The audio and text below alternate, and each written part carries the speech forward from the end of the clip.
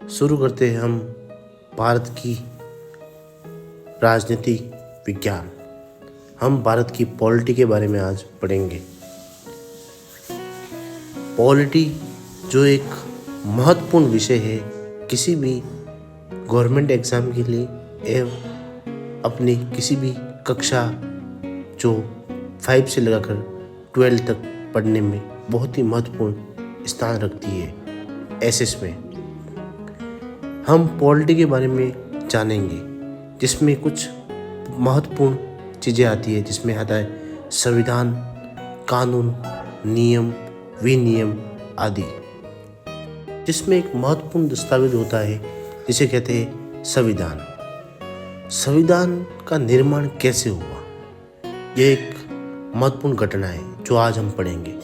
इससे पहले हम कुछ और जानकारियाँ का भी हम अध्ययन कर लेते हैं, जैसे कि हमारे संविधान में क्या चीज़ होती है। यह देश को चलाने की एक दस्तावेज होता है, जिसमें उसमें नियम, विनियम, विधि, पद आदि अनेक आर्टिकल अनुच्छेदों में, उप अनुच्छेदों में लिखे हुए होते हैं, जिनके आधार पर देश को कैसे चलाया जाता है उसके एक मूल दस्तावेज होता है, जिसमें नागरिकों को कुछ अधिकार दे रखे होते हैं एवं नागरिकों के कुछ दायित्व होते हैं जो अपने किसी देश पर उनके कर्तव्यों के रूप में आदि उनको निर्वहन करना पड़ता है।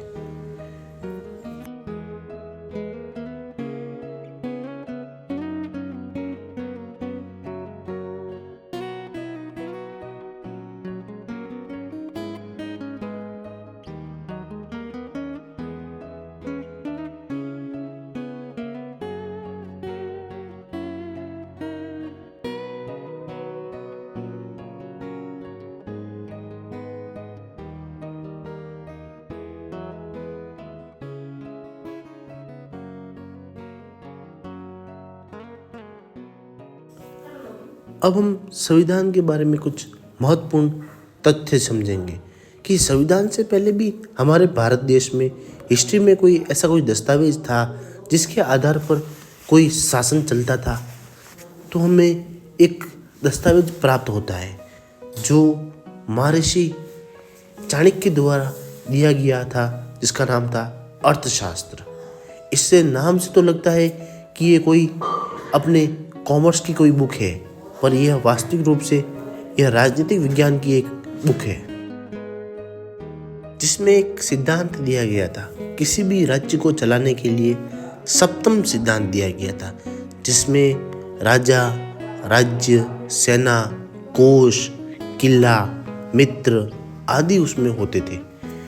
यह सिद्धांत के आधार पर कोई राज्य अपना शासन चलाता था एवं शासन चलाने में उसे कुछ अपने धार्मिक ग्रंथों का भी सहायता लेता था, जैसे गीता, अपने भगवत गीता में कैसे राज्य धर्म की स्थापना करनी है ऐसे, एवं जैसे कोई मुस्लिम संस्थापक था जो कुरान के आधार पर या अन्य ग्रंथों के आधार पर भी अपने शासन चलाते थे। इसके बाद हमारे भारत में समय बीतता गया और एक समय आया जिसमें हमारे भारत में ब्रिटिशों का शासन स्थापित हुआ। ब्रिटिश शासन की स्थापना से पहले कुछ प्रमुख घटना घटित हुई, जिसमें एक महत्वपूर्ण घटना थी कि भारत में जो अंतिम मुगल बादशाह था शक्तिशाली, जो जिसे अपन औरंगजेब की नाम से जानते, जिसकी मृत्यु हो चुकी थी। उससे पहले हमारे भारत में ब्रिटिश आए और उन्होंने अपने ब्रिटिश ईस्ट इंडिया कंपनी की स्थापना की थी और उस कंपनी की धीरे धीरे अपनी लालसा बढ़ी। उन्होंने कुछ युद्ध लड़े, जिसमें पानीपत का युद्ध, बक्सर का युद्ध, ऐसे 2 प्रमुख युद्ध लड़े। और इन बक्सर के युद्ध के बाद उन्होंने एक संधि की, जिसका नाम था इलाहाबाद की संधि। यह इलाहाबाद की संधि, इस संधि से उन्हें भारत में कलकत्ता में सबसे पहले दीवानी अधिकार मिल गए थे। दीवानी अधिकार, जिससे वह शासन करने में अपना अधिकार जता पाए थे, जिनके बाद उनकी और भी तृप्ति बढ़ी कि अपने को भारत में शासन करना है। जिनके लिए शासन करने के लिए उन्हें कुछ नियम कानून बनाने पड़ते थे, क्योंकि ब्रिटेन में शासन करने के लिए कुछ नियम विधि आदि के आधार पर वो चलते थे। इसी कारण उन्होंने भारत में भी अपने शासन को स्थापित करने के लिए कुछ नियम बनाए, जिनमें से सबसे पहले भारत में उन्होंने कुछ एक्ट के रूप में नियम लाए, जिसमें से सबसे प्रमुख कुछ एक्ट है जो निम्न है।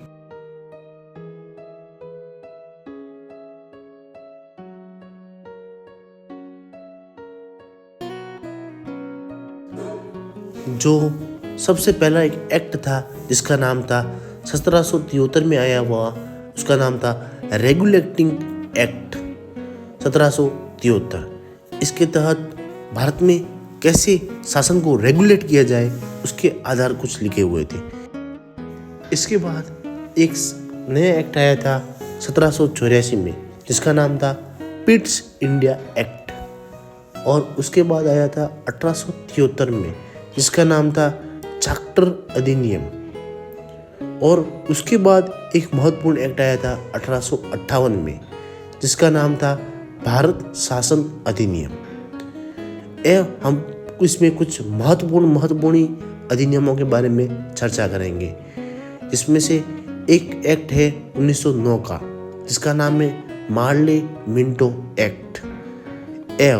उसके बाद एक एक्ट है जो है मॉन्टेग्यू चेम्सफोर्ड अधिनियम, जो सन 1919 में आया। उसके बाद आया था भारत शासन अधिनियम 1935, और अंतिम अंग्रेजों का जो अधिनियम था जो था भारत स्वतंत्रता अधिनियम 1947।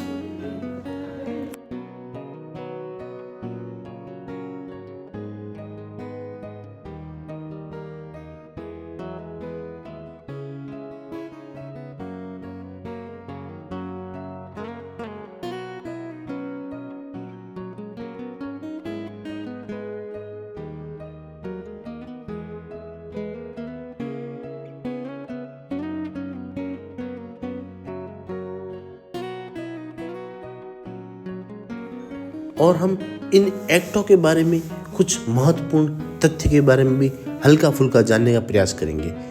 थोड़ा अगर मैं इनके बारे में ज़्यादा बताऊंगा तो ये वीडियो काफ़ी लंबा हो जाएगा, इसलिए हम जो कुछ महत्वपूर्ण तथ्य है वही बताने का प्रयास करूंगा। जिसमें सबसे पहले रेगुलेटिंग एक्ट में यहाँ पर अपने भारत में सबसे पहले हाई कोर्ट की स्थापना की गई थी। वो था पहला हाई कोर्ट कलकत्ता में। इसी समय भारत का सबसे पहले गवर्नर जनरल बनाया था, जो था वॉरेन हेस्टिंग। गवर्नर जनरल जो उस क्षेत्र का सबसे प्रमुख नेता या जिसे अपन अधिकारी कह सकते हैं।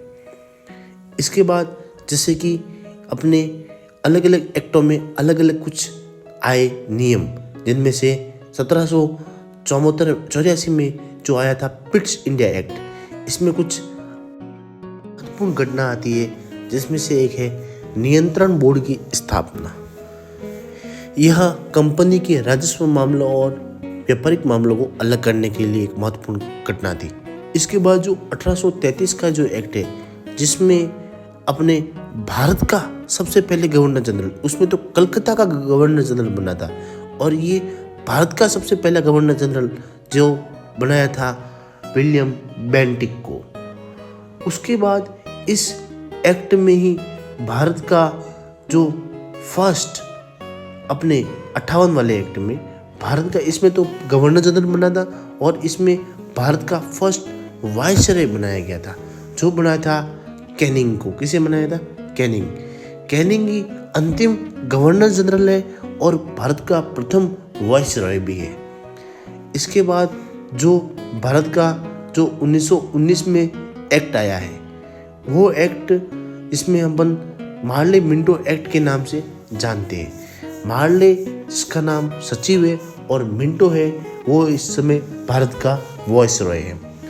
इन एक्ट के प्रमुख महत्वपूर्ण का एक चीज़ है जिसका नाम है पृथक निर्वाचन।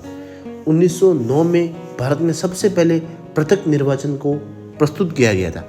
ये लागू 1919 में होगा, पर प्रस्तुत 1909 में होगा और यह सर्वप्रथम भारत में मुस्लिमों को दिया जाएगा, जो भी 6 सीटों पे ही इनको दिया जाएगा। और इसी के कारण भारत में सांप्रदायिकता का जन्म होता है, जिसका जनक मार्ले को माना जाता है। एवं 1919 का एक्ट, यह एक्ट बहुत ही विस्तृत एक्ट है और इस एक्ट से लगभग यूपीएससी, आरपीएससी एवं अन्य जगह महत्वपूर्ण प्रश्न आते ही रहते हैं, जिसमें से एक था भारत में द्विध शासन, जो प्रांतों में सबसे पहले इसी एक्ट के जरिए लागू किया था 1919 में। एवं इस समय हमारे भारत में विषयों का भी विभाजन किया गया था, जैसे कि दो आधार पे किया था। एक का नाम था आरक्षित, एक का नाम था हस्तांतरित। इन आधार पर भारत के विषयों का विभाजन किया गया था। एवं 1935 का एक्ट, यह एक्ट हमारे भारत के विषय को 3 भागों में बांटता है, जिसमें केंद्र, जिसको अपन संघ के नाम से जानते हैं, एवं दूसरा राज्य और तीसरा समवर्ती सूची। इन 3 सूचियों में विभाजित किया। केंद्र वाले मामले केंद्र संभालेगा, राज्य वाले मामले राज्य संभालेगा और समवर्ती सूची के जो मामले थे ये दोनों मिलकर उस पर कानून बनाने का अधिकार रखते थे। एवं इस समय जो अपने भारत सचिव का पद सृजन किया था 1858 में, उसको भी इस समय भारत के समाप्त कर दिया गया था। एवं और अन्य महत्वपूर्ण घटना घटित हुई थी 1835 वाले एक्ट में। इसी एक्ट में हमारे जो प्रांतों में द्विध शासन लगाया गया था उसे वहां से हटाकर अब केंद्र में द्विध शासन की स्थापना की गई थी। एवं इसी एक्ट के जरिए ही 1937 में हमारे भारत में पहला सर्वोच्च उच्चतम न्यायालय की स्थापना भी इसी में की गई थी। एवं इसमें बर्मा को भी भारत से अलग कर दिया गया था। एवं इसमें भारत में जो पहली बार अपने पृथक निर्वाचन दिया गया था मुस्लिमों को, एवं इसमें मुस्लिमों के साथ साथ भारत में दलितों को भी प्रथम अपने पृथक निर्वाचन की सुविधा अंग्रेजों द्वारा दे दी गई थी।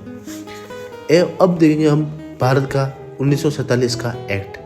इस एक्ट में महत्वपूर्ण घटना यही है कि भारत में अंग्रेजों द्वारा 2 देशों की स्थापना की जाएंगी, एक का स्वतंत्र भारत, एक का स्वतंत्र पाकिस्तान।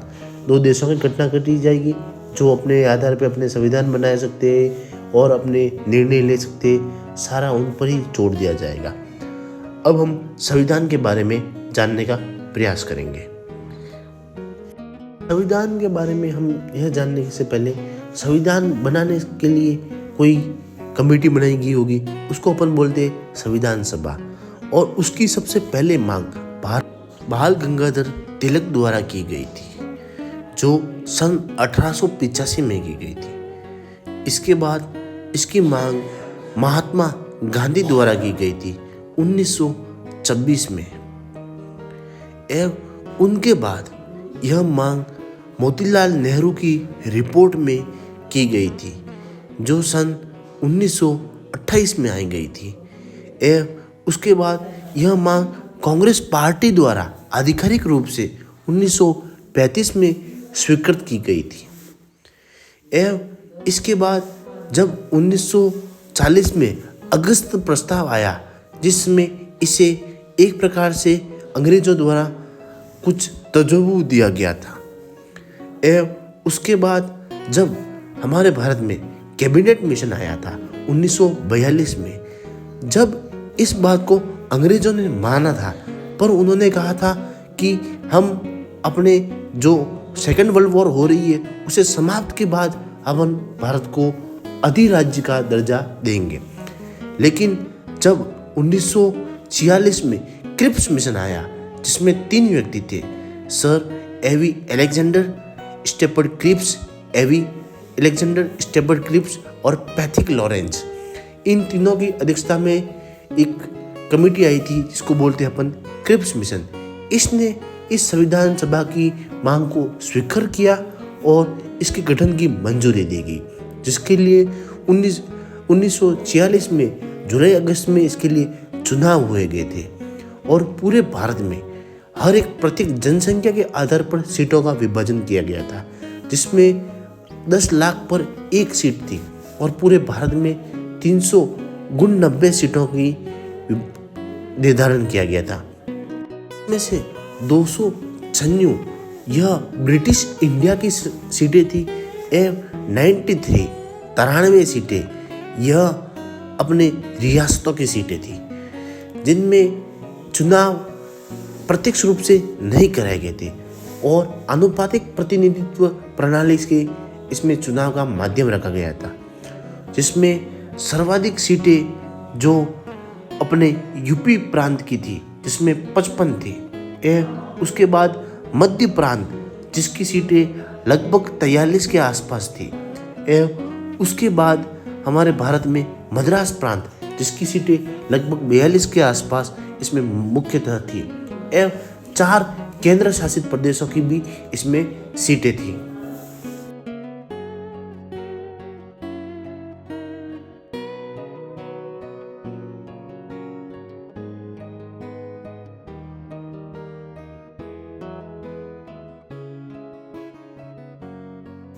एवं इसमें 210 सीटें जो जनरल की सीटें थी, जिसमें से कांग्रेस ने 208 पर अपनी विजय हासिल की एवं मुस्लिम के लिए 78 सीटें रिजर्व थी, जिसमें से मुस्लिम लीग ने 73 पर अपनी विजय हासिल की एवं इसके बाद हमारे यहाँ पर निर्दलीय ने भी 15 सीटें हासिल की और इसमें महिला ने भी अपनी सीटें 15 सीटें हासिल की। यह एक बहुदलीय चुनाव था।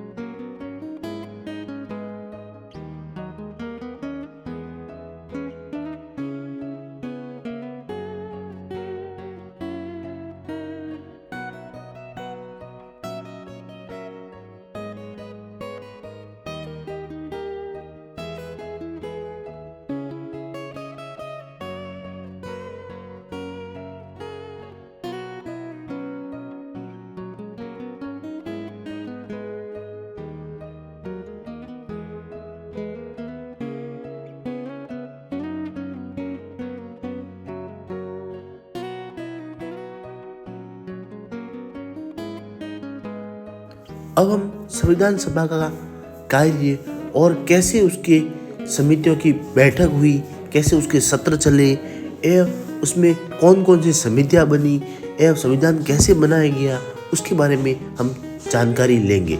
जिसमें से सबसे महत्वपूर्ण हमारे भारत की संविधान की सबसे पहली बैठक जो 9 दिसंबर 1946 को हुई थी, जिसमें हमारे संविधान का उद्घाटन जेपी कृपलानी द्वारा किया गया था एवं और उसमें हमारे यहाँ पर कितने सदस्य शामिल हुए थे, क्या उसमें प्रमुख घटना घटित हुई, इनसे प्रश्न आते रहते। जिसमें इस पहली बैठक में हमारे इस संविधान के पहले अपने अस्थायी अध्यक्ष, अस्थायी उपाध्यक्ष आदि की नियुक्ति की गई थी, जिसमें हमारे संविधान सभा के सबसे पहले अस्थायी अध्यक्ष सच्चिदानंद सिन्हा साहब को बनाया गया था एवं इसी समय हमारे संविधान सभा के अस्थायी उपाध्यक्ष जो फ्रैंक एंथोनी को बनाया गया था एवं इस समय हमारे संविधान सभा में लगभग 107 सदस्यों ने भाग लिया था, जिनमें 10 महिला सदस्य थे।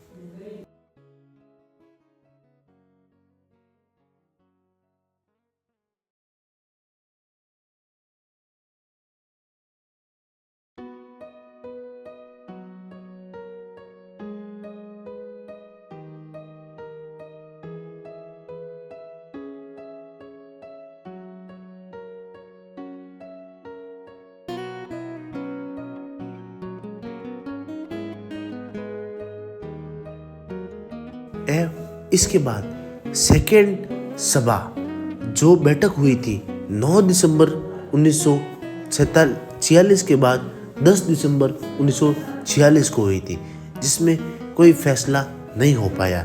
उसके बाद जो थर्ड बैठक 11 दिसंबर 1947 को हुई थी, जिसमें स्थायी अध्यक्ष, स्थायी उपाध्यक्ष और संवैधानिक सलाहकार आदि की प्रमुख नियुक्ति हुई थी, जिसमें हमारे संविधान सभा के स्थायी अध्यक्ष जो राजेंद्र प्रसाद हमारे भारत के प्रथम राष्ट्रपति भी रहे, उन्हें नियुक्त किया गया था। एवं अस्थायी उपाध्यक्ष जो 2 व्यक्ति बने थे, जिसमें HC मुखर्जी एवं VT कृष्णमाचार्य।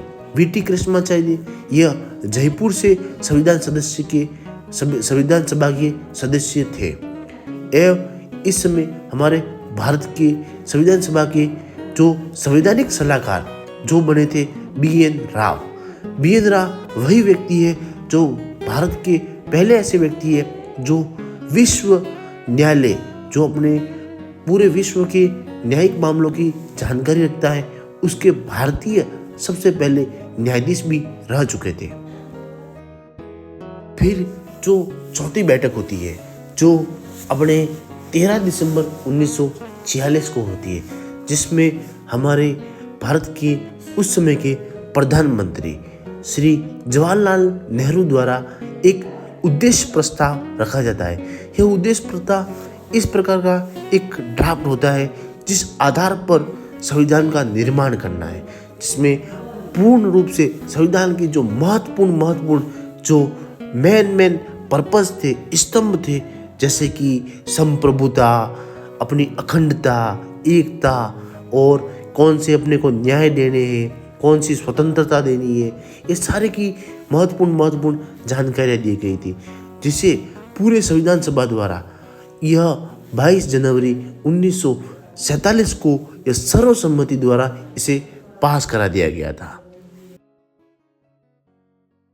और ये संविधान सभा द्वारा पास कराने के बाद हमारे यहाँ पर अनेकों सत्र चले, जिनमें प्रमुख रूप से 11 सत्र चले और संविधान का कार्य होते होते पूर्ण रूप से हमको 26 नवंबर 1949 को हमारे संविधान का निर्माण पूर्ण हो चुका था।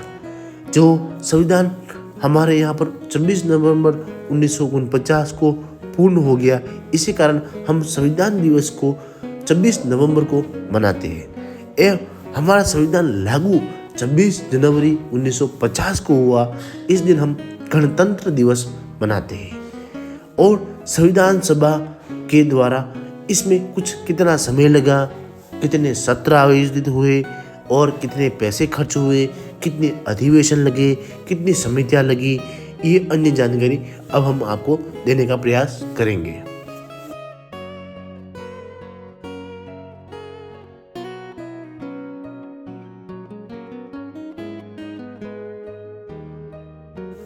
संविधान जो हमारे यहाँ पर 2 वर्ष 11 माह और 18 दिन में तैयार होकर रखा गया था। यह हम पहली जो अपनी सदस्य पहले जो सबसे पहली मीटिंग हुई उसको अगर काउंट नहीं करेंगे तो यह अपने को मिलेगा। लेकिन अगर हम पहले को भी काउंट करें तो यह अपने को दिन और भी बढ़ जाते हैं। जिसमें पहले काउंट नहीं करें तो यह 11 सत्र में आयोजित हो रुका था। लेकिन अगर हम पहले वाले को भी एक सत्र ऐड हो जाता है और इसमें ये थोड़ा समय बढ़ जाता है, तो यह शुरू से देखा जाए तो 3 वर्ष 1 माह और 16 दिन लगे थे। यह प्रश्न अपने भारत के अपने राजस्थान के जो ऐसे ही एग्ज़ाम 2021 में भी आ रखा है। और हमारे संविधान को बनने के लिए 165 अधिवेशनों की आयोजित हो रखे थे और कुल मिलाकर 12 सत्रों का आयोजन हो गया था। अब हम संविधान के कुछ अन्य तथ्यों के में जो सबसे महत्वपूर्ण होती है समितियां, जिसमें हम कुछ समितियों के अध्यक्ष कौन थे, इनसे प्रश्न आता रहता है। जिसमें हमारे संविधान के लगभग जितनी भी संघ जो केंद्र है उसकी जितनी भी समितियां थी, उनके प्रमुख रूप से अध्यक्ष देखा जाए तो जवाहरलाल नेहरू साहब थे।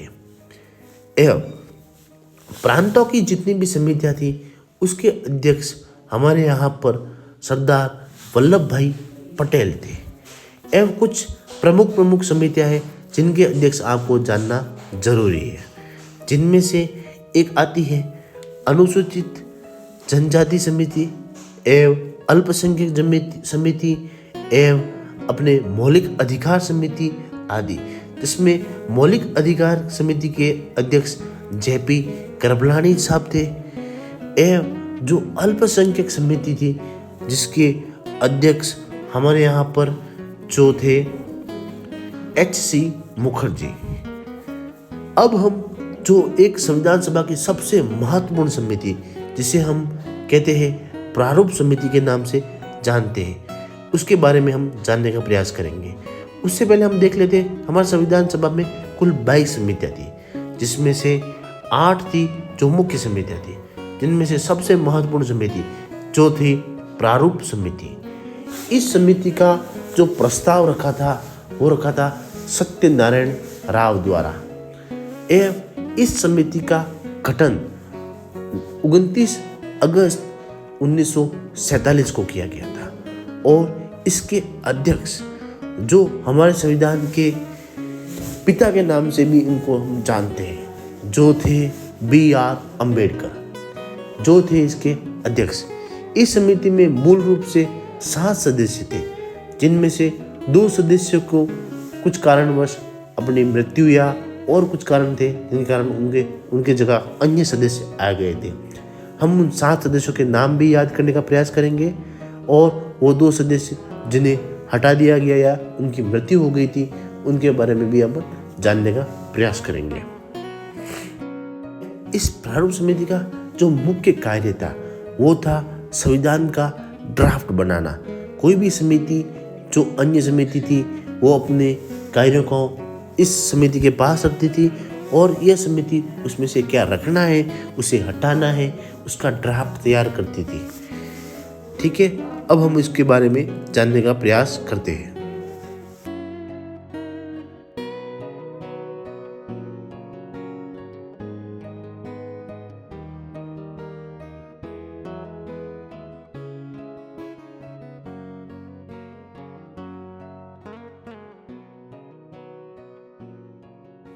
इसके जो सदस्य हैं जिनमें सबसे पहले आता है, जिनका नाम है गोपाल स्वामी अयंगर। लगभग आप इनके नाम आप रिलेट कर पाएंगे, भगवानों के नाम पर ही है, तो आप आसानी से इनको याद करने में आपको कोई ज़्यादा दिक्कत आएगी नहीं। फिर है SM सादुल्ला, फिर है KM मुंशी। KM मुंशी वह व्यक्ति है जो इस समिति के एकमात्र कांग्रेसी है। यह प्रश्न भी अपने PYQ में आ रखा है। इसके बाद इसके जो अन्य सदस्य हैं जिनमें आते हैं अल्लादी कृष्णस्वामी, BL मित्तर,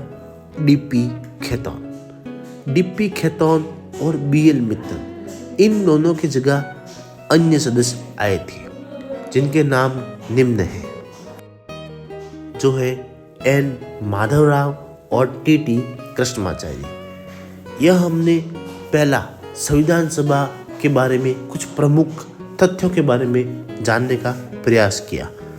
हम अगले वीडियो में संविधान के कुछ प्रमुख अंग, संविधान के कितने भाग हैं, संविधान की कितनी अनुसूचियाँ हैं, संविधान के क्या प्रतीक चिन्ह हैं, संविधान को किसने लिखा है, संविधान की क्या उसमें अपने चित्रकारी की गई है, संविधान के बारे में और अन्य जो महत्वपूर्ण तथ्य है उनके बारे में जानने का प्रयास करेंगे।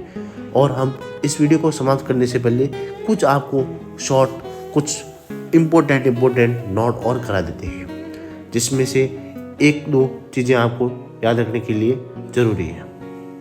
संविधान बनकर तैयार हो गया था तब संविधान में लगभग 395 आर्टिकल थे एवं 8 अनुसूचियाँ थी एवं 22 भाग थे। एवं संविधान सभा द्वारा झंडा जो 22 जुलाई 1947 को अपनाया गया था एवं 24 जनवरी 1949 को हमारे यहाँ पर संविधान द्वारा राष्ट्रीय गीत, राष्ट्रीय गान एवं राष्ट्रपति को अपनाया गया था, राष्ट्रपति पद को अपनाया गया था, जिसकी शपथ 26 जनवरी 1950 को ली गई थी। एवं हमारे यहाँ पर 25 जनवरी को इलेक्शन कमीशन की स्थापना की गई थी और 28 जनवरी को सुप्रीम कोर्ट की सर्वोच्च न्यायालय की स्थापना की गई थी। आप अपना रिव्यू कमेंट में ज़रूर डालें और इसमें कुछ सुधार करने के लिए भी आप क्या चाहते हैं इसके बारे में भी आप ज़रूर लिखें, जिससे मेरे को भी मोटिवेशन मिलता है। मैं भी आपकी तरह एक स्टूडेंट ही हूँ, कोई टीचर नहीं हूँ, तो कृपया करके आप अपना सहयोग दीजिए। Thank you very much.